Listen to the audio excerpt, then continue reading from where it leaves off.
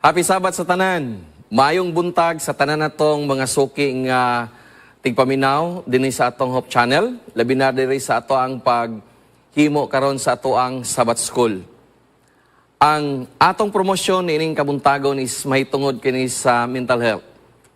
Atong nakita karon nga usa sa pinaka-importante kaayo nga atong angayng tun-an ang mahitungod sa mental health awareness. Siguro sa daghan nga mga panahon, ato nga gitun-an kanunay about physical health. Atong gitun-an usab ang spiritual health. Atong gitun-an ang uban nga mga butang, but sometimes kung maghisgot na ganitag mental health, ato na dayon na siyang iwala tungod sa stigma. No? Nga kung maghisgot kita about mental health, nagtuo na dayon ta nga kana siya na ay daot sa utok. Pero mga pinilang mga kaigsunan, usa sa pinaka-importante kaayo karon ang pagsabot sa insakto yun nga deal sa atong pinalangga nga mga kaigsunan o mga membro sa sulod sa iglesia. Gani ang ato ang care group dapat naani siya or naay coordinator sa ato ang care group about mental health.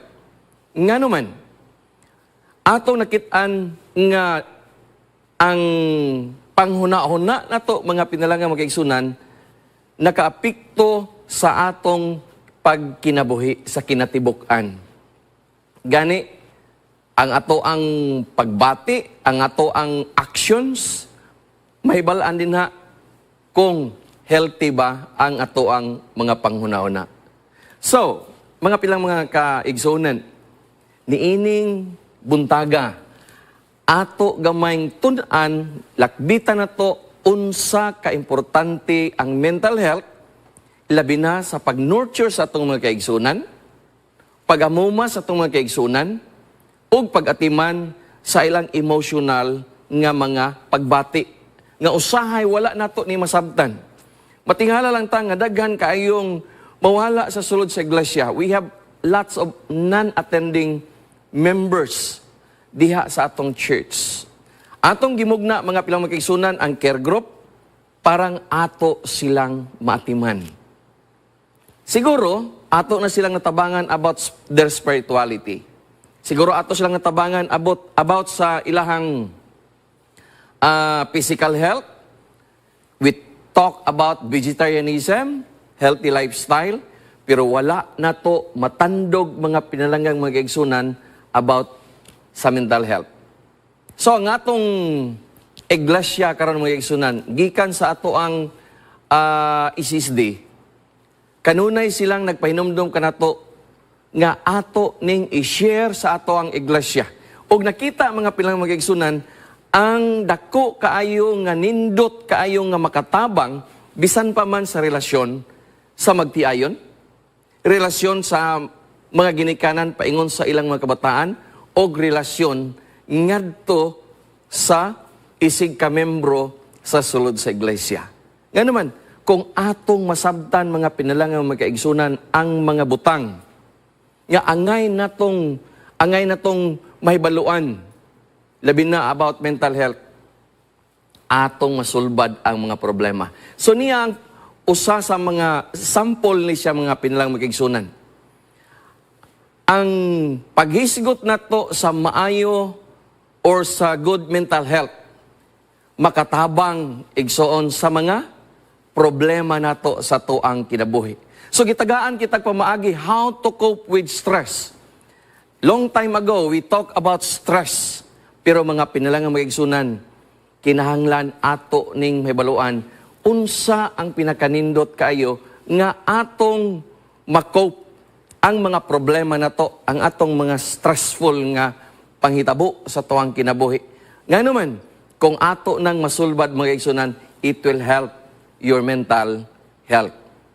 Now, ang ikaduha mga igsunan, kung maayo ang imuhang panghuna-huna sa matag adlaw, you are mentally healthy.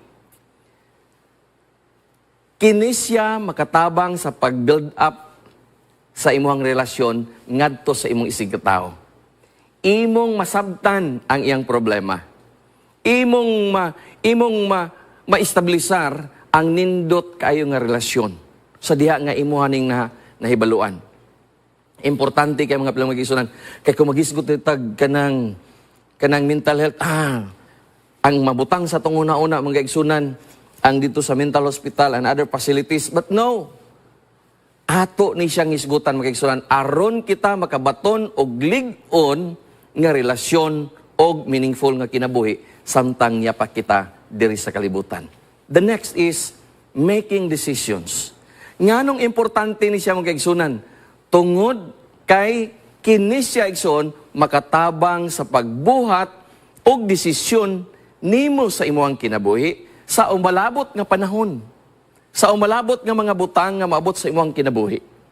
So, atong tanawon mga pinalanggang mga kaigsunan nga kining pagtuon may tungod sa ato ang panghuna-una atong mahibaw-an daigsoon nga kini dako kay katabang sa pagbuhat og desisyon sa imuhang kinabuhi. Next, kung maayo ang imong mentalidad igsoon, maghatag kaninimo og kahigayunan sa pag-contribute sa maayong mga butang ngadto sa imuhang panimalay, ngadto sa imuhang iglesia, o labaw naman ngadto pod sa ato ang komunidad. Nagayon din na, mental health allows you to make a meaningful contribution to your community. Wow! Usa ni sa pinakanindot kay nga butang magigsunan. What else? Makahimo ka, makatrabaho ka, o kanang nindot ang imuhang epekto sa imuhang trabaho. When mental health helps you work and become nga kanabitang mahimo kang productive. No, mahimo kang productive. So in other words, kung ang imuhang maayong paguna-una na plastar nimo pag-ayo, imo makitaan unsa ang imong potential sa imong kinabuhi nga imong ma-share ngadto sa uban.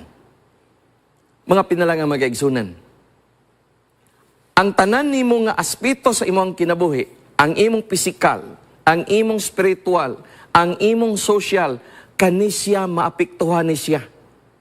Kung dili na set up pag-ayo ang imuhang mental health.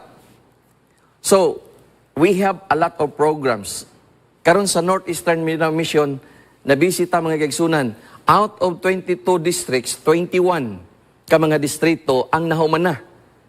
Nga among gibisitahan, tungod kay ato nakitaan, nga kining mental health awareness makatabang sa pagpalambo sa programa sa sulod sa iglesia. Nga naman, adunay pagsinabtanay sa matag usa.